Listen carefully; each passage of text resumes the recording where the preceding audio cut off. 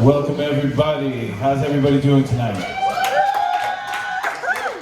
So this is a new thing. We've never done this before. It's called the Think Party. Actually, my fiance. Thinking party. Thinking party. See, I'm not even thinking now. But it's amazing. We have our love Joey Adorno, who's going to do the presentation for us. Let's welcome him to the stage, man. You're all so kind. Thank you so much. Allow me to first say thank you to Brian and to Marie for having me out for their first thinking party event. I'd like to first say that I have a quiz with me. You'll be graded, and there's some gifts we're handing out. And the awards and the gifts for highest grades are going to go to you guys, and it's sponsored by DMV Stop. So round of applause to DMV Stop for sponsoring us, and to Dylan's, because including that gift, I won't tell you the dollar amount, but we have some gift certificates included. So Jen and Elise are going to hand out some quizzes and some pens so you guys can pay attention and hopefully get 100%. Anyway, I'm here to talk about gravitational waves, astronomy, and my research experience thus far in the field of astronomy. Let's lay out some ground rules. So we have 3 very simple ground rules, guys. Pay attention. Number 1, it's interactive. The idea is to encourage discussion, so feel free to interject at any point if I'm glossing over details or if I'm talking too fast, which I tend to do. Feel free to scream out, Anna, or anyone else, and ask any questions if you have any. Rule number 2, have fun. And the most important rule of all is number 3, take care of your servers and your bartenders. They're here for you to make sure you have a good time, so take care of them, and they'll appreciate it. And that's my talk. Okay, so a little bit about me. You might recognize someone here from the audience. Anyway, I'm Jose Adorno. Everyone calls me Joey. I'm an undergraduate astronomer with the American Museum of Natural History. I'm also a student at CUNY Queens College. Shout out to Queens College and all the alum in the crowd. Go Knights! Nice! Thank you. All right. So yeah, I'm finishing up my BS in physics this semester at Queens College, and I hope to do grad school. I'm looking to study astronomy and work in the field. And I've had some great research experience thus far. I've done some observational work. I worked this summer with a group called BDNYC, Brown Dwarfs NYC, and I helped reduce data from the Very Large Telescope, or VLT as it's called, to visible images in search of brown dwarf binaries. I've also had some experimental research. I built a scatterometer in Hanover, Germany last year. Cue the pic, that's me. This is pre-COVID, so I was ahead of my time. So a scatterometer basically is an instrument that's used to measure the scatter of light off of different optical components, and that's what I built with my time in Germany, and that was an experimental research project. And today I'm talking about the theoretical research I've done about black holes and gravitational waves, which is why I hope you're all here. Boom, the timeline to gravitational wave detections. Here it is. 1915. There's a paper published on the theory of general relativity. This paper predicts something that we call gravitational waves. It was written by someone that you might have seen before. If not, I'll show you a picture. His name is Uncle Albert. That's him right there. 1915, the man himself comes up with the theory of general relativity. What a brain.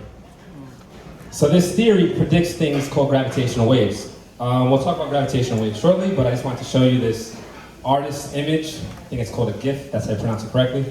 Basically shows what you can imagine 2 black holes to look like orbiting each other, and as a result of their orbits, gravitational waves are made, and they propagate radially outwards from the center of mass of the 2 orbiting black holes. Fast forward to 2015, gravitational waves first detected. Round of applause. Round of applause because the scientists behind this amazing detection, they won the Nobel Prize. There's 3 scientists. And I want to point out the dates here. I don't have any dates, I have years. But Albert Einstein predicts gravitational waves in 1915, and it's not till 100 years later that gravitational waves are first detected, confirming, once again, his theory of general relativity. And I say once again because, yeah. Thank you, Walter.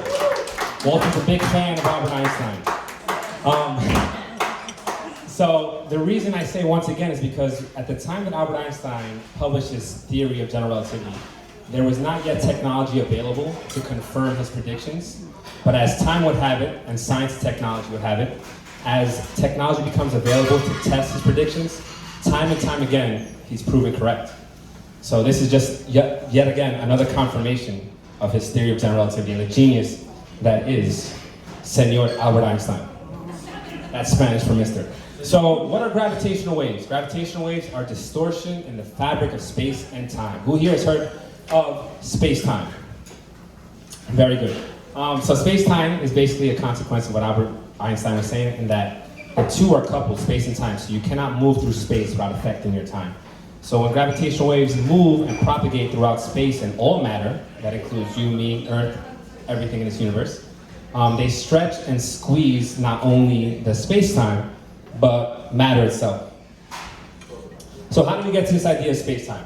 Albert Einstein was working in Switzerland as a patent clerk, and contrary to what you have heard, he actually was very good at math, very good in physics. He graduated from his undergraduate degree, and the first job he got was tutoring physics. And at this point in his life, he hadn't landed a career yet in astronomy or physics.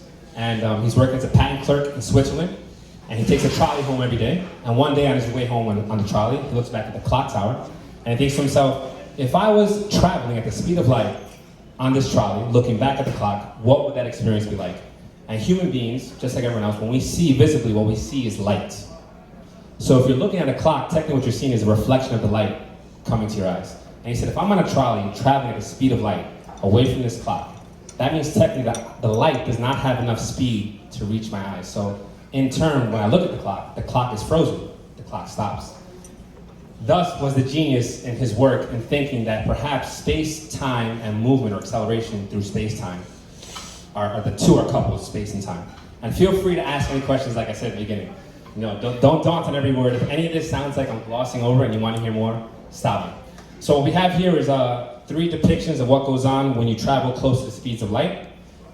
This one right here is time dilation. So the faster you travel through space and time, the faster you travel through space, the slower time ticks for you. Also, as you travel through space and time, you experience something called length contraction, so you actually become shorter. Yes, Janine? Yes, ma'am. So you say it's frozen, but when you see like the second keep going, you see it keep moving, so how is that frozen? Great question, I think, if I understand it. Shout out to the woos. No. So what happens is any observer near the clock who's not traveling towards the speed of light will experience the clock ticking at its regular rate. Anyone, however, traveling towards the speed of light, when they look at the clock, they will see the clock frozen in time, not ticking. Brian. When I was a kid, my father actually, when we were on the train, so if you ever on the train, you see 2 trains going at the same time, they seem like they stop, right? If one train starts to go faster than the other one seems like it's going back. The same analogy. That's correct. Relativistic speeds, which is why the word relativity is included in his theory. Thank you, Brian. So in addition, the faster you move, the more your mass increases, which is why scientists really don't have a solution to traveling towards the speed of light, because it would require almost an infinite, if not infinite amount of energy to reach the speed of light, because your mass increases, as this graph shows right here. And of course, you've seen this equation before, yada, yada, yada. All right. I have a question. Yes, sir. So, does that mean that if I'm driving at 180 or 200 miles an hour here on Earth, I slow time down? That means so long as you're accelerating through space, like 180 miles an hour in a car, your time will slow down. So yes, you can technically think of yourself, you're a race car driver. Because you spend more time than the average human being driving fast cars, technically you will age slower than someone like myself who does not spend my time traveling fast. However, the amount is so insignificant and so small that it's very difficult to measure this amount. But the effects of relativity are very real and very true. Yes, ma'am. I'm 25. Does that mean to live forever? You have to fly and be fast. Yes, that's true too. Just drink and drive. Guys, we have a lovely lady speaking here. Anna, let me hear your question. Oh, sorry.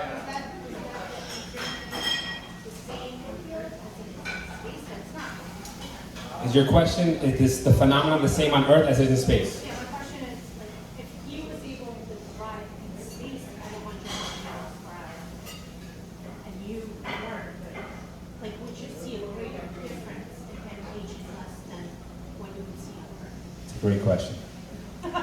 Let me unpack it in a simple way. So if you're on Earth, you're traveling at the speed of Earth around the sun. So you add that up to the speed you travel on Earth, and you have some speed. If you're in space traveling 150 miles an hour, the question is relative to what? Are you traveling 150 miles an hour relative to the Earth? 150 miles an hour relative to the sun? Either way, the phenomena occurs whether you're on Earth or in space, so there's no direct correlation between where you're located, so long as you're accelerating through physical space. And when I say physical space, I just mean space right here, the space that you and I occupy, 3 dimensions. So as you move through space, you affect the time and how it ticks for you, not for no one else. All right, so 1915, theory of general relativity. Notice the word general. 1905, he wrote this theory of special relativity, which is what we spoke about before. Length contraction, time dilation, increase in mass. Whereas 10 years later, the man is not done. He says, you know what? I need to make this more general. Theory of general relativity. How can I apply the coupling between space and time to objects as massive as Earth, the sun, or black holes? That's what we see here. So you've probably seen this before. On the left, we see a grid representing space-time, or the space-time fabric, and we see no mass there, so we see nice straight lines. And then when you introduce something as massive as, let's say, a planet like Earth, we see a dimple or a curve. And so the moon, for example, orbits around Earth because it wants to travel in a straight line, but because the space around the Earth is curved towards the Earth, the moon in turn orbits around the Earth. This is a very bad depiction of space-time and the warping of as a result of Einstein and general relativity. This is a better depiction. So on the left, we'll cross it out, and on the right, what you see is the grid representing space-time and Earth in the middle, and what you notice is that all lines point towards the center of Earth. So this is a bad, this is a bad depiction, but it's kind of good and easy to use for people who are not interested in the field of astronomy and don't want to take any further.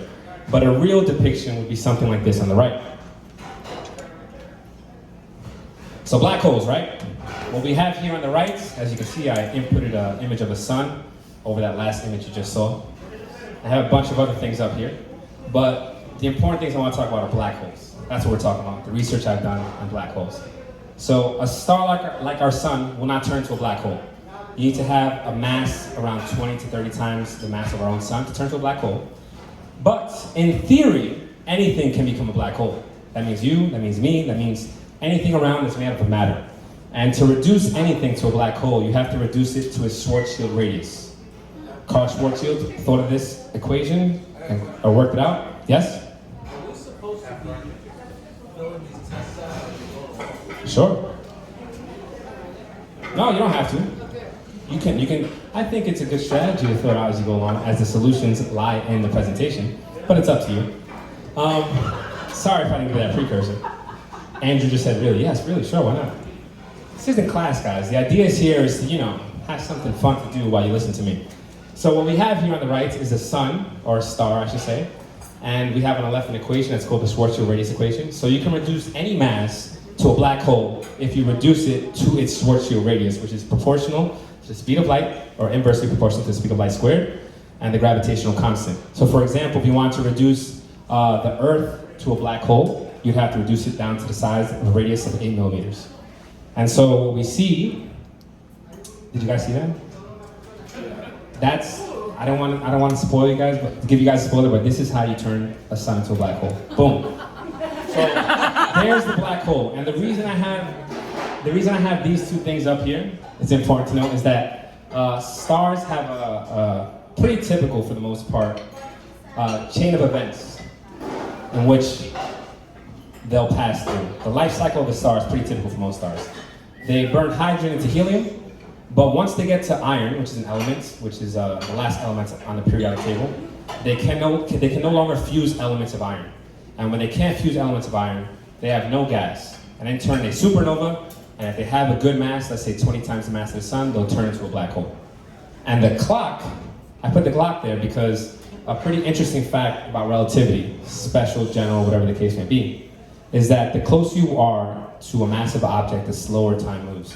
So, like in Interstellar, the movie, when I don't know if you've seen it, spoiler alert, but when they go down to this planet that's orbiting near a supermassive black hole, and they end up back on their satellite, the people on the satellite have aged much more than they did, and that's because they were close to a very massive object. And that is a natural consequence of Einstein's general relativity. It was tested and proven in 1971. They took 2 atomic clocks, which are basically clocks designed to tick very precisely at the exact same time. And they flew one around the world and they left one on the ground. And when they put the 2 back together, the clock that was traveling in a plane around the world was off exactly by the amount that Einstein had predicted in his theory of general relativity. And meaning that as the plane flew around the world and took the clock with it, the clock ticked slower. And a lot of people sometimes ask, is this an artifact of the type of clock? Is it because it's an electrical clock, a mechanical clock, a digital? It's any clock. The idea is not that the clock slows down. The idea is that time slows down. That's the main takeaway. How much of a difference was it? Very small. So we're talking about nanoseconds, which is 10 to the minus 9 at most, you know? It's very small, but these things are real. This is the interesting part. These phenomena are kind of otherworldly, and when he introduced them at the time, no one believed this stuff. And like I said, there was no technology available to prove him right or wrong, so it was kind of just proposed, and then as things become available to us as scientists and in the community, they had technology available to test it, they just confirm him over and over again. So these, 1970 was an experiment. They used 2 clocks, atomic clocks, and they yet again confirmed his theory of general relativity. I like this right here. Check this out. So this is pretty accurate, right? So we have space-time represented by this cubic grid, and you have a massive object like the Earth or a black hole moving in space-time. This is technically what we expect to see happen with the space around it. And as a result of the space around it being deformed, the time in turn is also deformed. It's pretty cool, and true story, anything can create gravitational waves. That means you and I, that means me doing this is making gravitational waves. However, you cannot measure them because the gravitational waves created by me doing this is very small compared to the gravitational wave as a result of black hole. For example, the black holes that merged and that were detected in 2015 created a gravitational wave that resulted in the strain, and by strain I mean stretch, in the experiment, 1,000th the width of a proton. And a proton is a particle that makes up an atom. So it's smaller than an atom. So 2 black holes resulted in the strain of an experiment, 1,000th the width of a proton. So you and I can, of course, make gravitational waves, but they'll never be able to be detected, at least not in our lifetime. Yes? Are we allowed to measure gravitational waves from other Depends who's president. I'm kidding. What do you mean allowed? Are gravitational waves caused from black holes the only gravitational waves we can measure, or can we measure them from other planets? So we actually recently, and I don't mean we, but the experiment that was used to detect gravitational waves recently detected gravitational waves as a result of 2 orbiting neutron stars. And neutron stars are very, very dense stars. They're not black holes, but they're of the same order of magnitude as far as density. So long as it's very massive, you can detect the gravitational waves with the experiments that we have currently. And they're building more sensitive gravitational wave detectors. So as the sensitivity goes up, we detect gravitational waves resulting from things of lower mass. Does that make sense? Was that Yes, was Maria. that that done in like a hadron collider, or was that detected in the real Right, so the outer Large space? Hadron Collider is used to understand the fundamental particles that make up everything we see, like matter and stuff like that. Yeah. The experiment used to detect gravitational waves is actually very different. It's called LIGO, the Laser Interferometer Gravitational Wave Observatory. We'll be talking about that shortly. I think we'll talk about it right now, actually. We'll see. Okay, so boom. This was taken, I'm kidding, it's not taken. This is an artist's rendition of what you can imagine 2 merging black holes to look like. I don't like it so much because once they coalesce, it doesn't actually send out the final ripple wave, which it should. But this is what you can imagine 2 black holes orbiting each other to look like. And what you notice is they try to exaggerate and show how the stars occupying the space around it are affected by the motion of their orbits. So we detected gravitational waves resulting from an event similar to this. This is an artist's rendition, to be clear. We use a lot of math, a lot of science to deduce what it was that created these gravitational waves.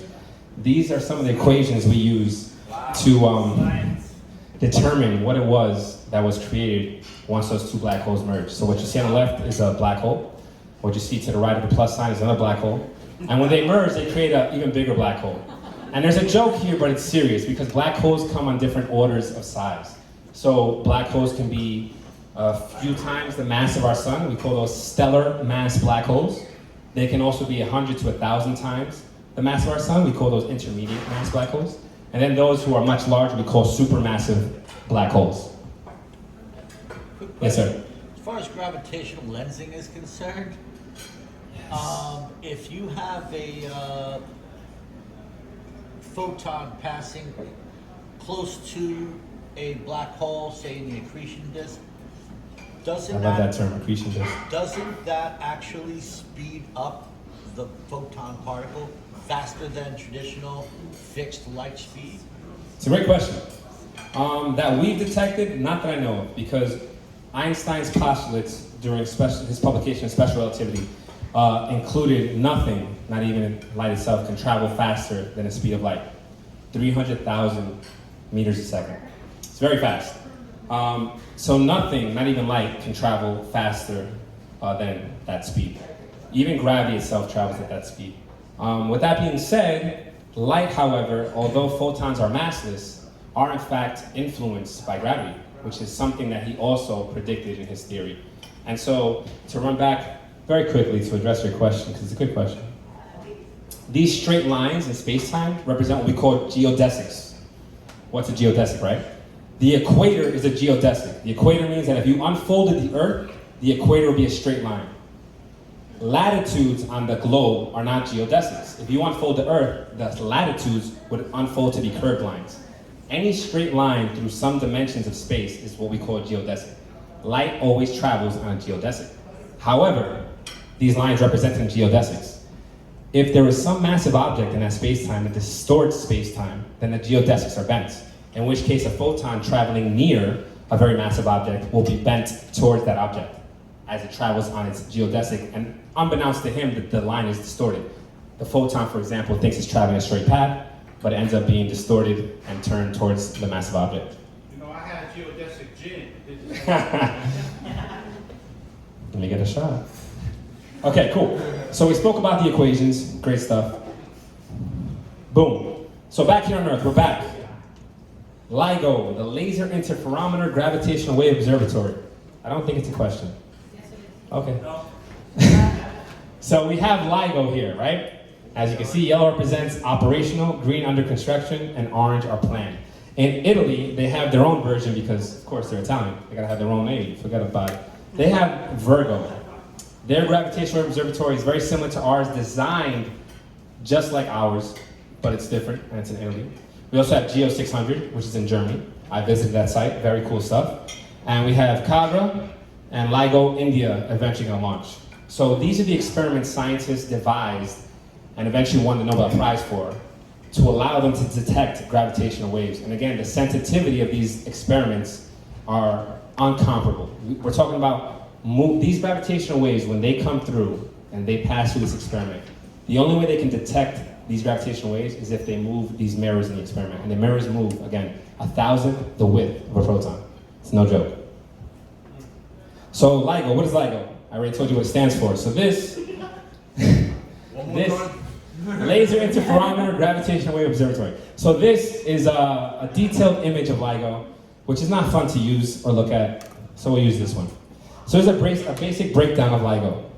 This is what LIGO does. Now I'll run you through it.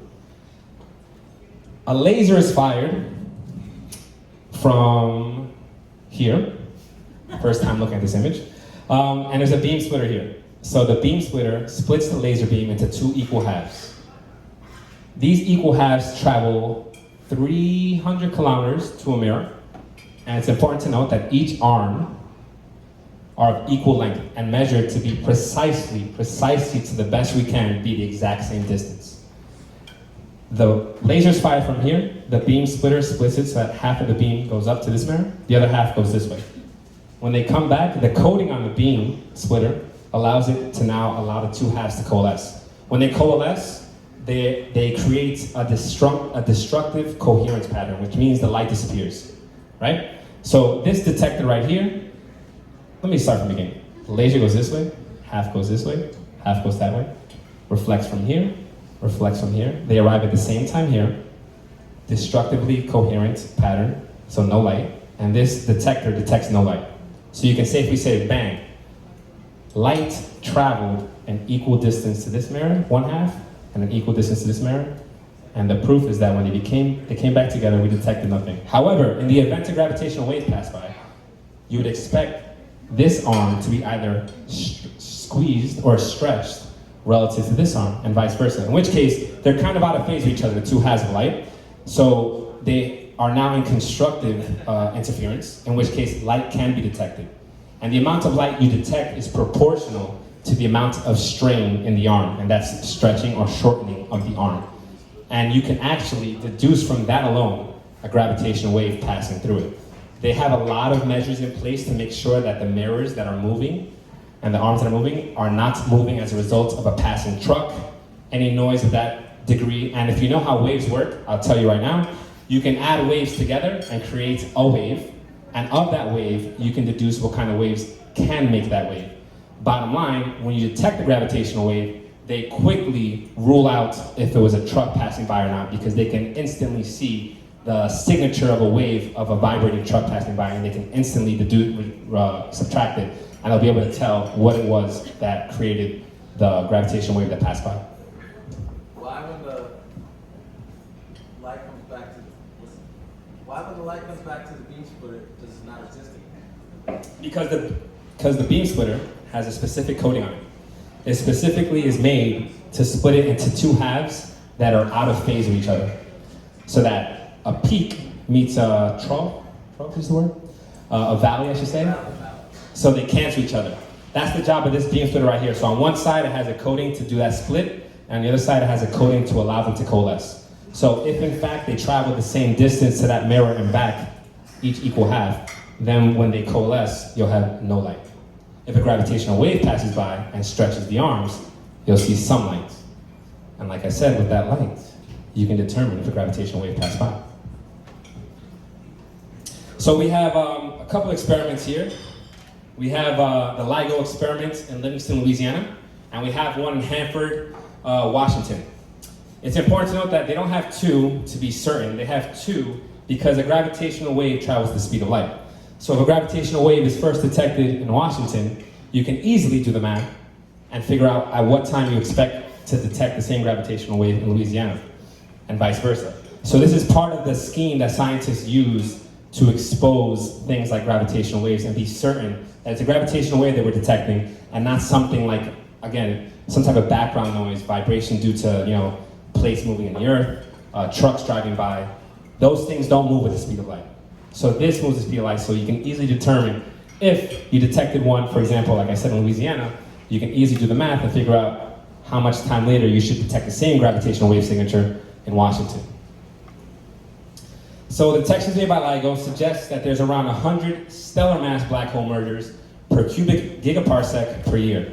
What's a cubic gigaparsec? Great question, guys. So a cubic gigaparsec is an astronomical unit. It's a very large unit, and it's a way that we can measure distances in space. So as you guys might know, the universe is so large, it's hard to really measure anything.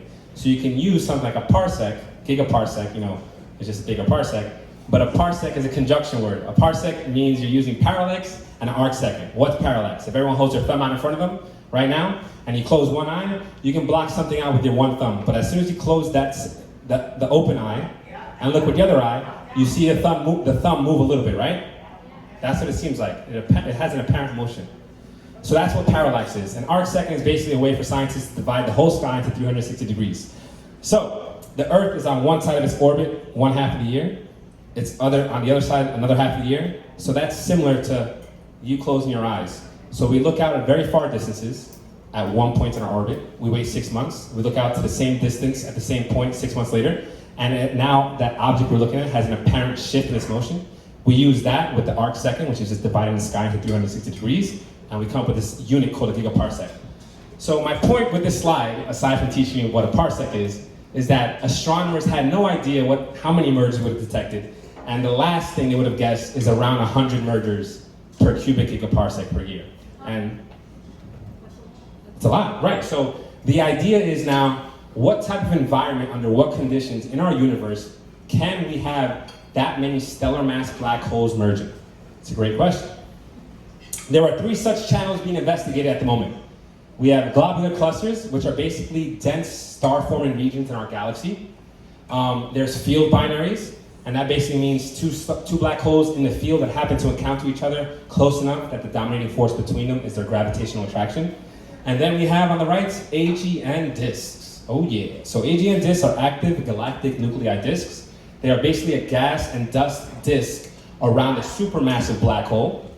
And we believe that this AGN disk has necessary conditions to influence stellar mass black holes to becoming close enough that they themselves can merge. So the research I've done is with a group that's investigating AGN disks, and I'm proud to say that of the three options, the one that has gained the most traction so far in the scientific community is AGN disks.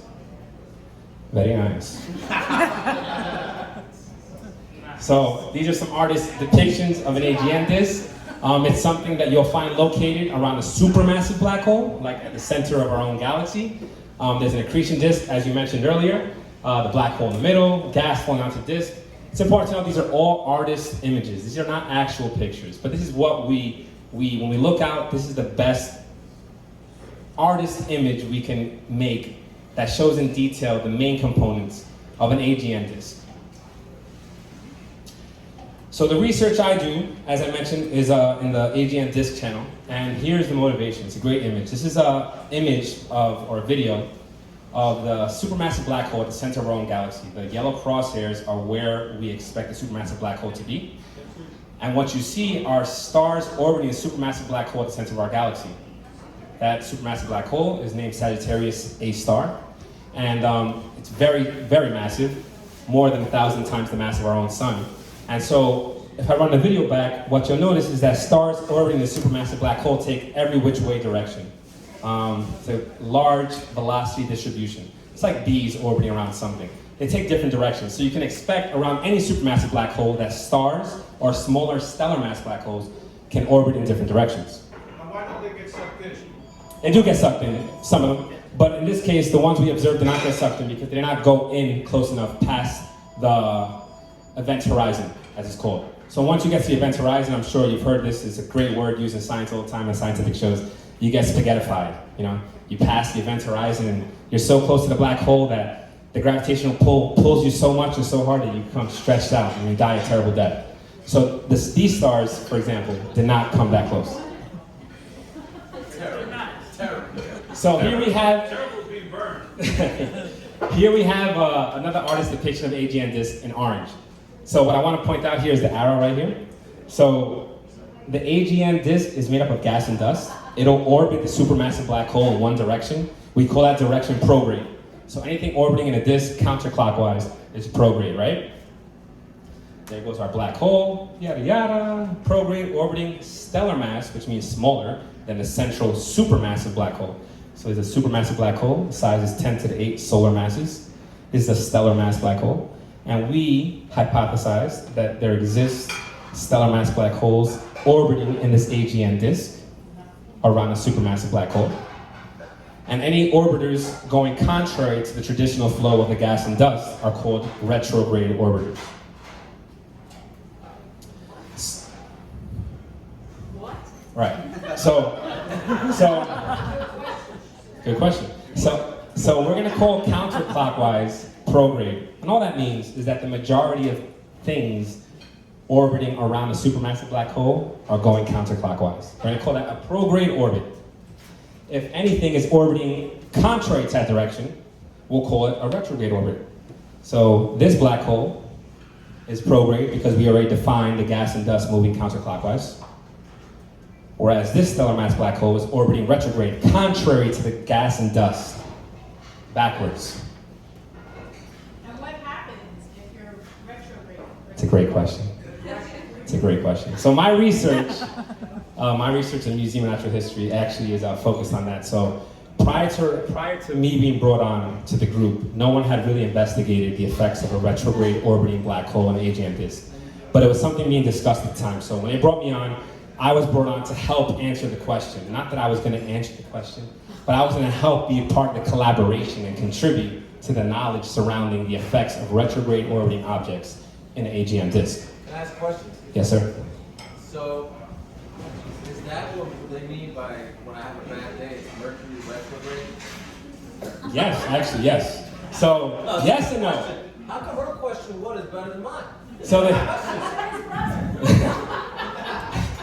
the yes is that Mercury in retrograde means that it has an apparent motion that's contrary to the rest of the planets. The no is that no one really talks about astrology because it's pseudoscience and no one really cares. So a colleague of mine, she teaches at the Borough of Manhattan, she teaches at Queensborough Community College. She would hate me if I said that. Not that there's anything wrong with BMCC. But she teaches at Queensborough Community College. Her name is Jillian Bellberry. And she did a couple of simulations and she showed how there are portions or places in the gas and dust disk where influences of the disk cancel out. So because the gas and dust doesn't have a uniform density distribution, there are areas in this gas and dust disk that influence the orbit of anything embedded in the disk. So there are areas in the disk that push black holes further away from the center, and there are areas in the disk that pull black holes closer. There are areas in the disk, however, as Jillian has shown, where the inward and outward torques cancel, which means that if you end up at this distance in orbit relative to the supermassive black hole, you're probably going to keep that same distance from the supermassive black hole forever because the inward torque cancels out with the outward torque. And by torque, what I mean is the push and pull from the gas and dust AGN disk on a black hole. These migration traps are important. They're super important because if we're talking about where in the universe stellar mass black holes can encounter each other at the rate that they do, to merge at the rate that they do, detected by LIGO, then we need a place that is efficient at influencing black holes to become close enough to each other that they end up merging. So another simulation she did shows a 30 solar mass black hole for a bunch of different runs, and she has a predicted migration trap, again an area in the disk where inward and outward torque cancel.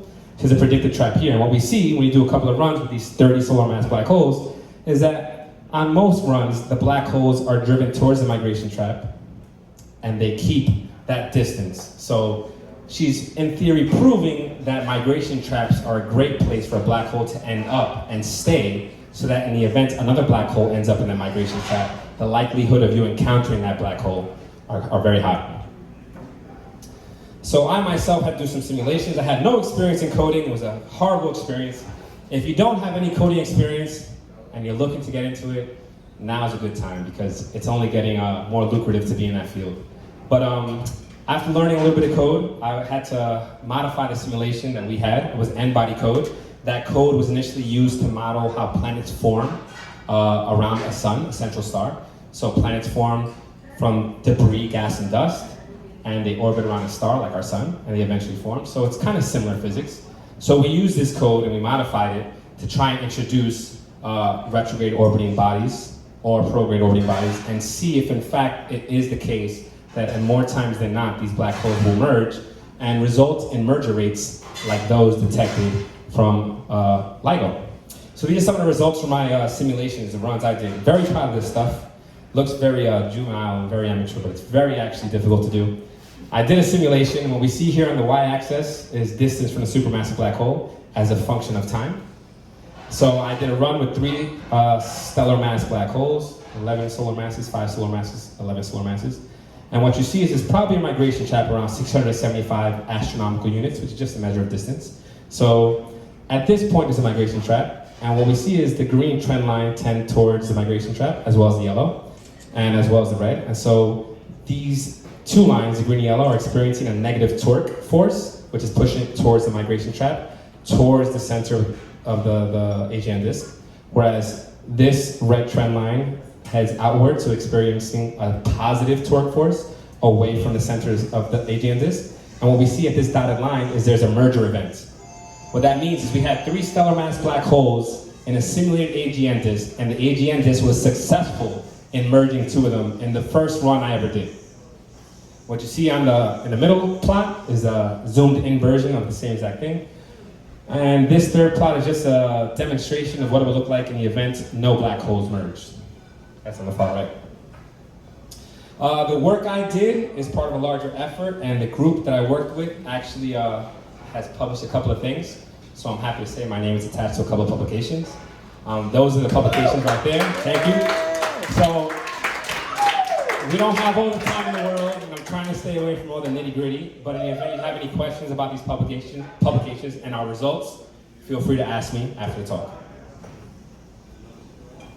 So what is the future of gravitational wave detection? Let me start by saying this. We said earlier that the arms of LIGO were around 300 kilometers, right? The longer your arm for your experiment, the larger the gravitational wave you can detect. The gravitational waves resulting from small stellar mass black holes, I say small jokingly, but small in comparison. The gravitational waves resulting from stellar mass black holes are much smaller than those resulting from orbiting supermassive black holes, but we would never be able to detect those with the LIGO experiment. However, if we were able to lengthen the arm of our experiment, we can detect large gravitational waves, which is in theory what LISA is going to do. LISA, the Laser Interferometer Space Antenna, scheduled to launch 2034 ? Because as you would have it with anything, they give a prospective date for launch, and everything and anything gets delayed. So it's slotted for 2034. We'll see because we still have 14 years to go. Hopefully it does launch. But this is pretty impressive. So what you're looking at is 3 different satellites independent of each other. The red lines represent laser beams that are going to do the same job as the laser beams in the LIGO experiment. However, this scale is much larger than the LIGO experiment. How much larger, you ask?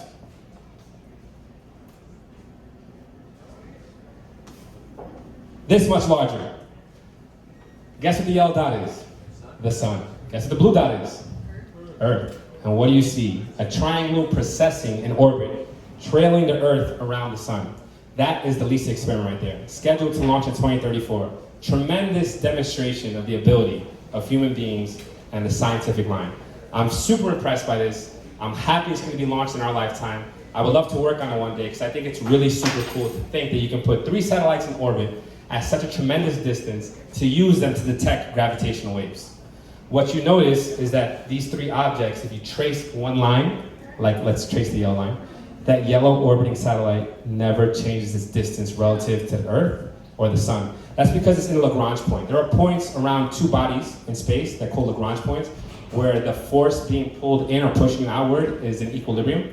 So you will stay at that distance. So the plan is to put 3 independent satellites at 3 different Lagrange points relative to the Earth and the sun, and to keep those at the specific distance that they are, which they'll keep, hopefully, if everything goes as planned. And these large arms, which as you can already see, these arms will be much larger than the Earth, and we already know the Earth is very big.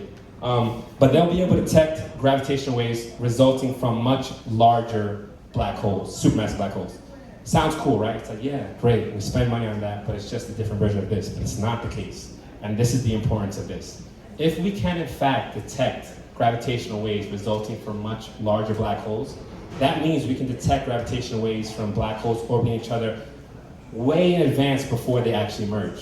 What that means is that if we can detect a gravitational wave from 2 massive black holes way before they merge, we can then in turn take our telescopes, for example, Hubble Space Telescope, which will be retired by the time this launches, because they'll be launching the James Webb Space Telescope. But imagine any telescope, if you know gravitational waves are coming from 2 objects about to merge, and you know exactly where it's coming from, you can now take your telescope in space and aim it in that direction, and for the first time ever observe a supernova or a merger of 2 black holes. Things that we never even fathomed before that we'd be able to observe. And this is going to give us the ability to do that. So LIGO is great in every sense of the term because it confirmed the predictions by Einstein, and it's super cool, I agree. But this is the future of gravitational wave detection. LISA is coming. Thank you. The enthusiasm is important because, you know, these scientific endeavors are like a search, at least for me, of self, right? Because we all are made up of atoms. Everything we see is made up of atoms.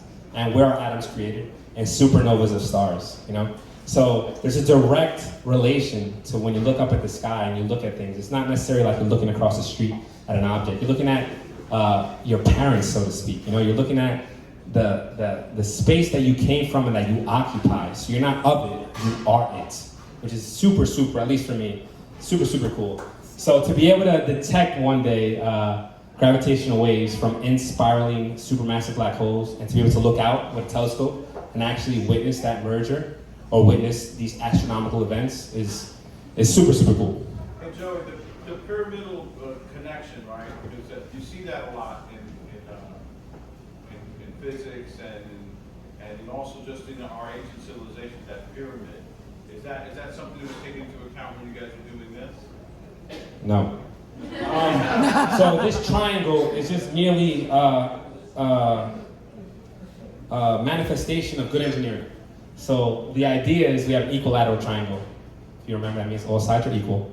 Right. Hold on. So the idea is to now have, instead of 2 arms, you have 3 arms that are capable of detecting gravitational waves. Triangulate. So is it just accidental that it also exists in so many other things? That's correct. It's a coincidental thing, I think, to say that you see. Then again, you know, on one hand, yes, on one hand, no, because if I think back to all my physics courses, triangles are like our best friend. You know, we use SOHCAHTOA all the time. You guys know SOHCAHTOA, right triangle. So triangles are good at helping us understand the universe, you know, thanks to people like the Pythagorean, you know, Pythagoras. Good So, theorem. great, it's the theorem. If you know any theorem, it better be Pythagorean theorem.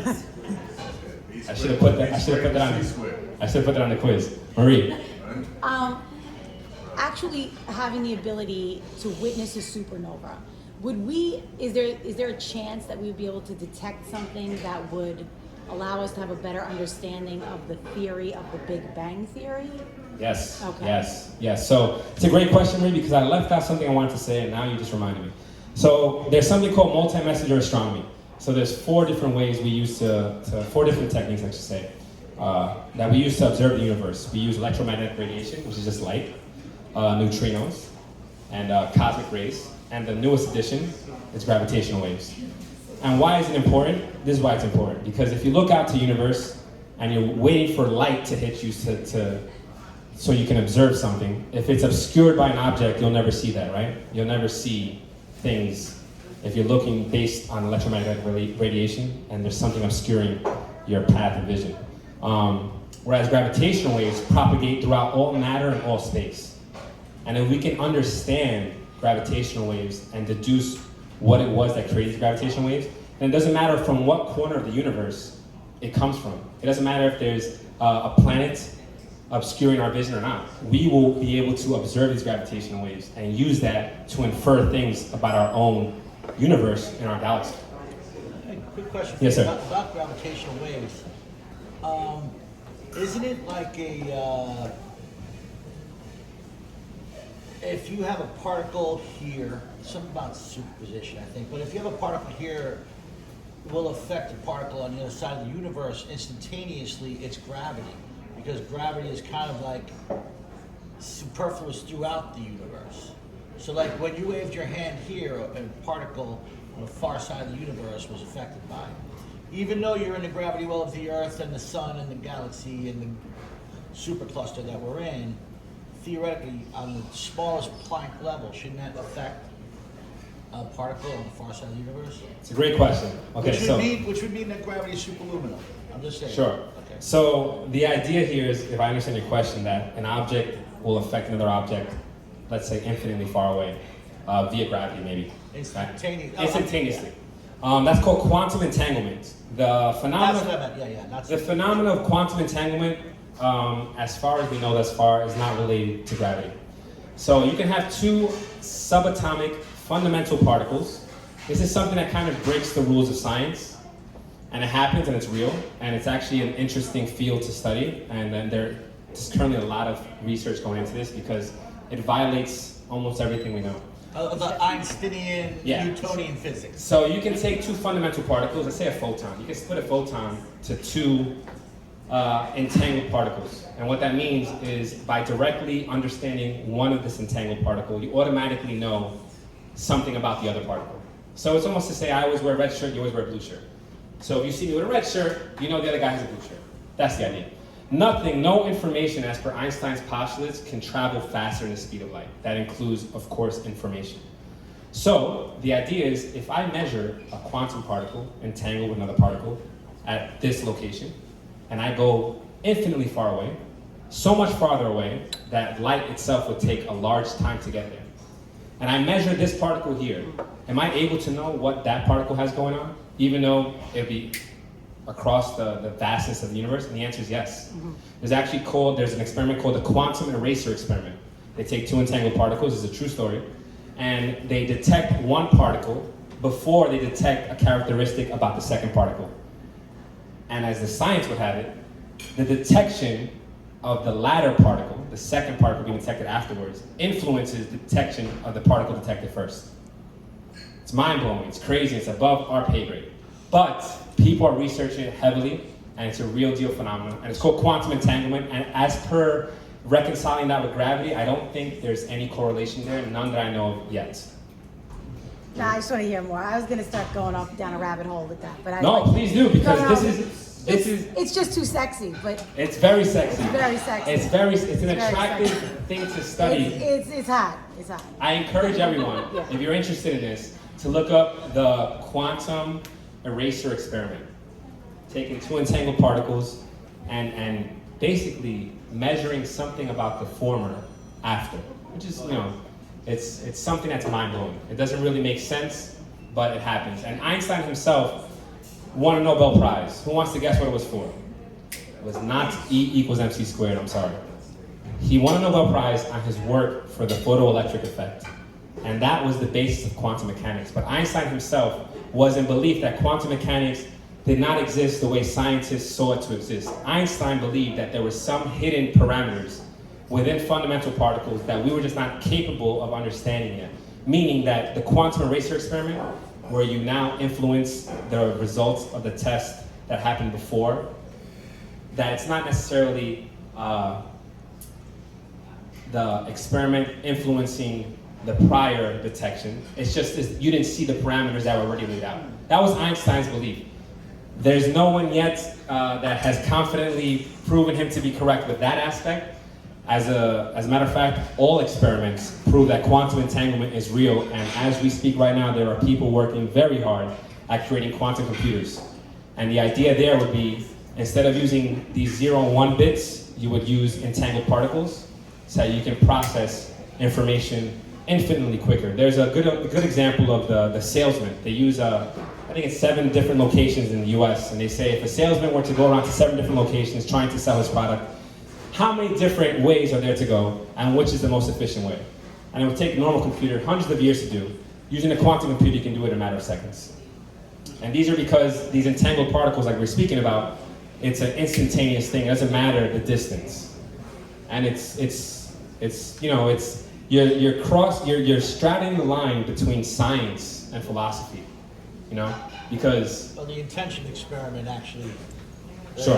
For instance, the intention experiment was. Are we talking about the double split experiment, for example? No. The intention experiment about actually influencing a computer generating ones and zeros. Oh, random numbers. Yeah, Yes. after the fact. Yes. It was after the fact.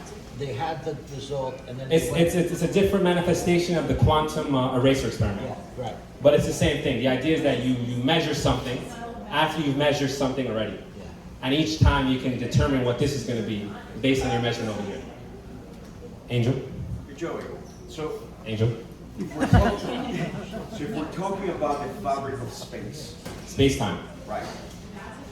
And in the same way that, for example, in seismology, right? So if a volcano erupts, so the seismic waves can actually initiate the eruption of an earthquake or maybe another volcano. So if it is related into the fabric, can the collapsing of a star or the initiation of a supernova can initiate another one? Another supernova? Another black hole or a collapsing of another star? I don't imagine that to be the case, because for a star to become a black hole, not only does it have to be supermassive, but it has to have exhausted all elements as per its fuel. So it goes up the periodic table, the most abundant element in the universe being hydrogen. By the way, I'll have you know that was a female scientist that first, thank you, that first brought to the attention to the scientific community that perhaps the most abundant element in the universe is hydrogen. And she was very, very much right, and it was during her undergraduate thesis. But what happens is a star starts fusing hydrogen. It starts creating helium from 2 hydrogen atoms. Then it starts working its way up to heavier atoms. Once it gets to iron, these things are so heavy and so hard to fuse that it can't fuse iron anymore. So it's exhausted its fuel. But at this point, it's so heavy and dense. So once it's exhausted its fuel, well, I should back up. I should tell you that a star is just basically an explosion in equilibrium with the gravity that pulls it in. So a star is basically an explosion that's in equilibrium with the mass pulling the explosion back inward. It's a constant spherical explosion, just in equilibrium. So in the event one of them is weaker than the other, the explosion or the gravity, you're going to have some net force acting in some direction. So when you can we have no more fuel to burn, to explode, then the gravitational force pulls you in. And similar to a ball bouncing on the floor, when all aspects of this star collapse inward, it eventually rebounds outward. And that's what we call supernova. So I don't imagine that one supernova will trigger another, but quick Google, come give me an answer, I can ask some people I know, but I don't imagine that to be the case, but definitely possible. So how do they merge though? Black holes? Yeah. It's a great question. If they're repelling that explosion, so implosion and explosion. Right, so we must be careful to distinguish what we're talking about. The supernova is what creates black holes from stars. Black holes merging are independent of supernova. Two black holes merging are a result of two black holes that come too close to each other. The dominating force between them is the gravitational attraction. Once their binding energy, which means the gravitational force energy is larger than their kinetic energy, which is their motion, they are bound, gravitationally bound. So they'll eventually merge, just a matter of time. Quick question about during inflation, that I've heard the words primordial black holes being created during inflation, and I'm just curious, A, if we've ever detected any, and B, how a primordial black hole would have come into existence if it didn't have if it wasn't supermassive. That is a great question. Give this man a round of applause. By the way, this is an honest question. It's not like I'm asking. It's a great question. I'm not asking knowing the answer. I'm just Yeah, curious. I don't know the answer, to be upfront with you. I am in a unique position as an undergraduate astronomer in that I know just enough to tell you a little bit, but I don't know enough to tell you all of it. With that being said, there have been scientists who have proposed the existence of primordial black holes. That's true. How they came to be, it's a great question, I'm not sure.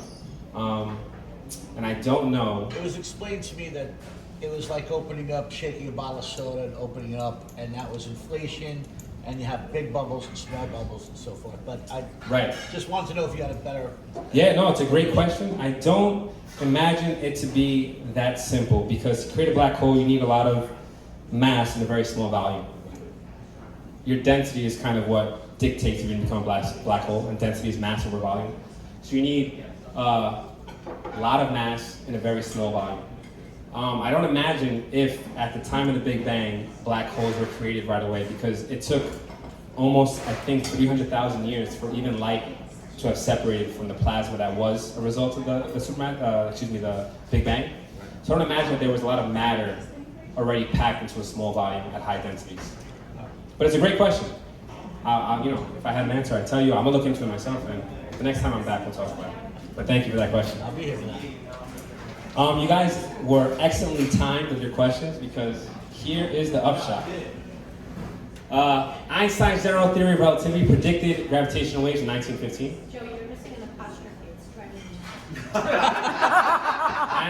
Anna is, correct me if I'm wrong, Anna, but she edits. She has a great career in editing, right? So she knows.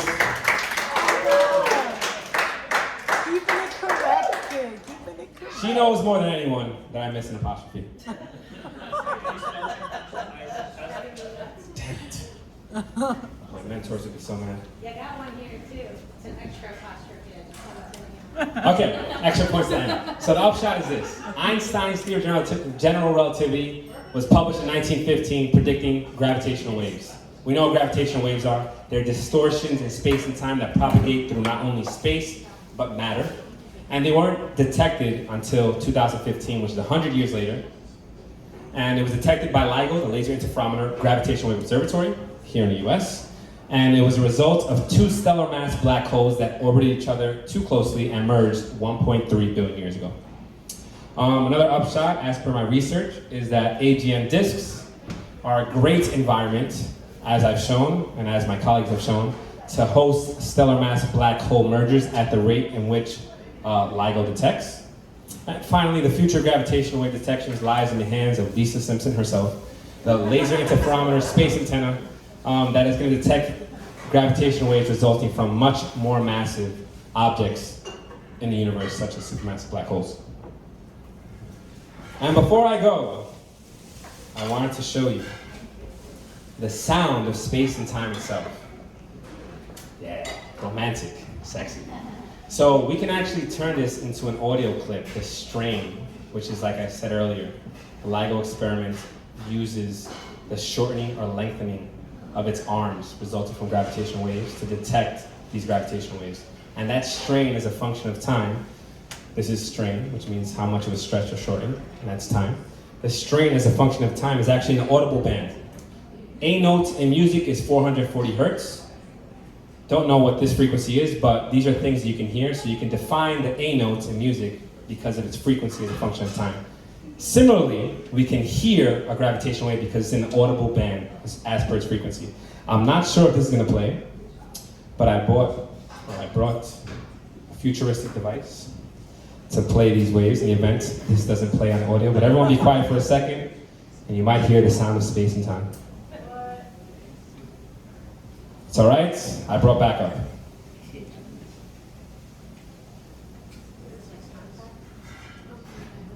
Great movie Contact.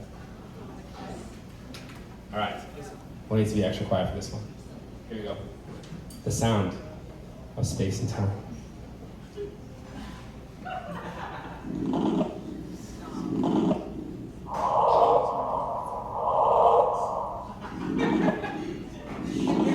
Time to break it. That is the sound of gravitational waves. So give a hand up for the universe. If it wasn't for the universe, we wouldn't be here. We'd have nowhere to be.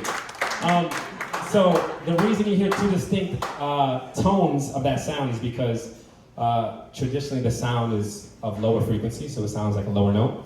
But to make it easier to grasp, they just pretty much double the frequency, so you hear a higher tone. But that, in fact, is the sound of the gravitational waves resulting from the stellar mass black hole merger that happened 1.3 billion years ago, that was detected in 2015, 100 years after Albert Einstein predicted them. And it's a wrap. I think that's it, guys. Allow me to say thank you one more time to Dylan, to Brian, to Marie for having me out here. I want to give a shout out to my brothers, D&B Stop, ilovesober.com. We have one that does registration and plates. My other brother does Airbnb. And these are the credits, you know. Thank you to everyone. The last thing I'll say is that if you came out tonight, it's apparent that you have some interest or belief in science.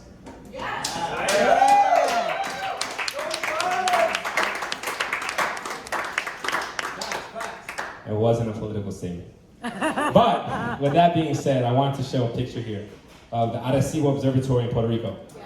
This observatory is a very old observatory, and it's been featured in many films such as GoldenEye 007 with Pierce Brosnan.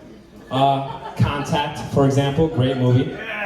So my point is, it's because of people like you that we are allowed to spend a budget on science. And so I'm happy that you're here. I want to thank you for coming out. And going forward, I hope you continue to support science. That sounded.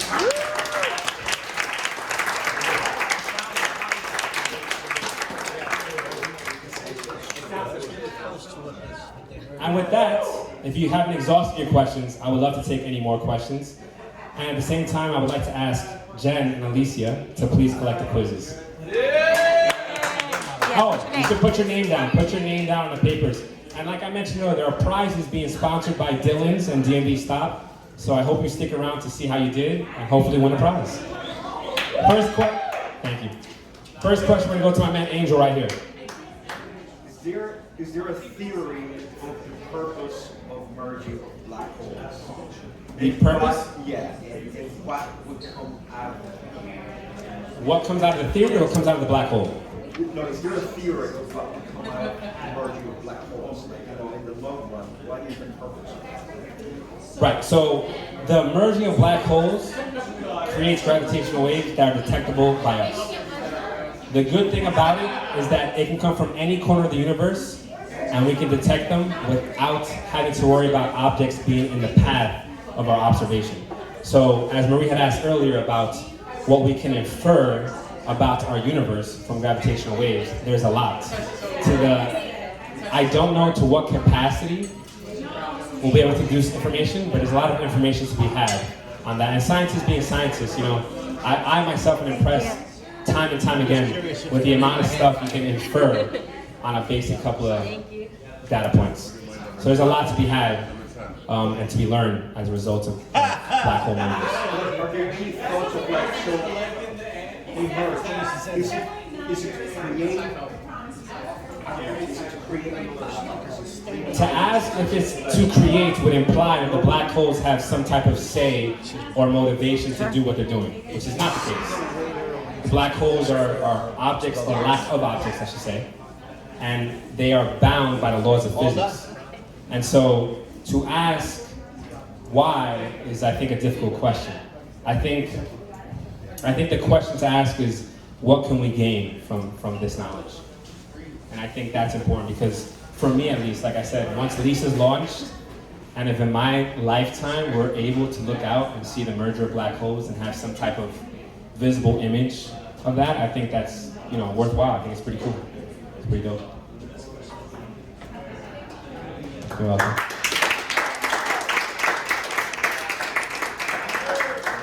Sir.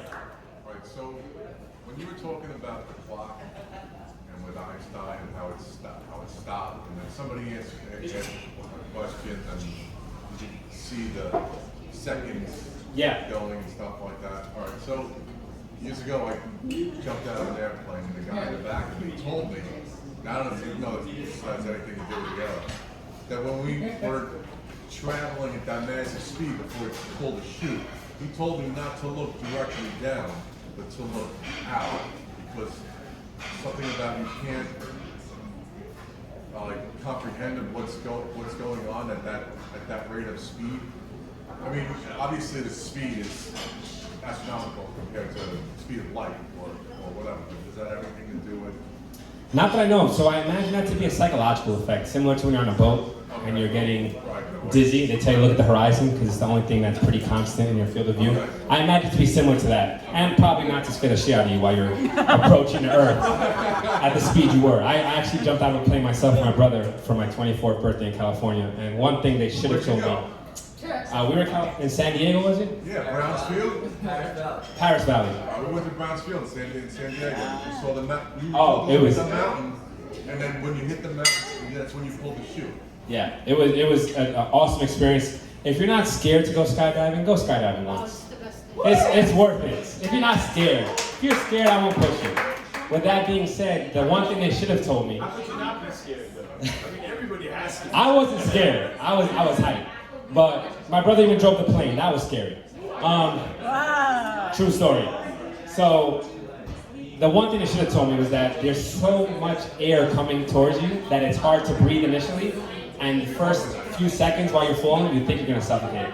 And we all shared the same experience. We all, when we finally regrouped, were like, I thought I was gonna be the guy who died and suffocated because I couldn't breathe for the first 5 seconds. Did you have that? We all had that experience. My guy told me about the breathing thing. He was very thorough about the whole thing. Yeah, they didn't tell us, unfortunately, but you know, it's a natural consequence of jumping out of the plane.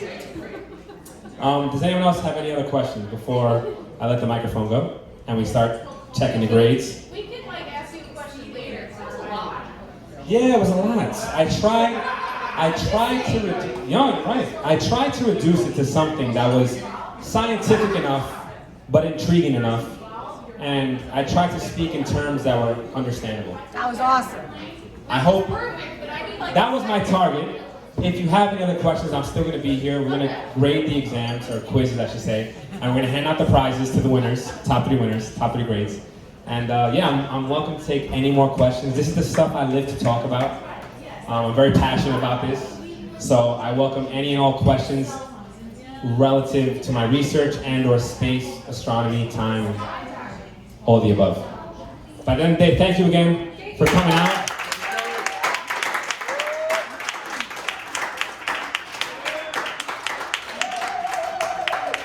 And I hope you continue supporting the science That's everyone. Thank you, guys.